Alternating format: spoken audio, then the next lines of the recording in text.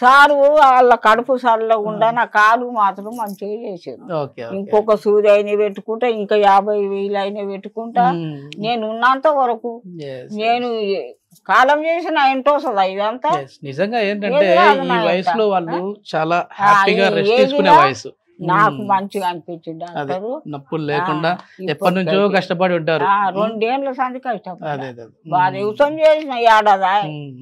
ఏం చెప్తావు అందరికి చూసే వాళ్ళకి ఏం చెప్తావు అంటే ఇక్కడికి వచ్చి చేయించుకోవచ్చు సర్జరీ, అదే ఇంజక్షన్లు చెప్తా. ఊళ్ళో చెప్తున్నా ఏడుకోయి ఏడ తీపించుకున్నావు అంటే అది నడి పట్టణంలో ఉన్నదమ్మా, నాకు పేరు రాదు. సుధీర్ సార్, సుధీర్ ధార గారు డాక్టర్ పేరు. నాకు చదువుకోను డాక్టర్, నేను చదువుకోండి. వ్యవసాయం మాకు వ్యవసాయం ఉన్నది. ఇది సంవత్సరం మానుకున్నా వ్యవసాయం, పోతలేను బాయ్, ఇంటికాడనే ఉంటున్నా. ఈ 2 బిడ్డలు దైన్యం చేసి నా కొడుకులు దైన్యం చేస్తలేరు. ఆస్తి మాత్రం తింటాము చేస్తావు అంటున్నావు.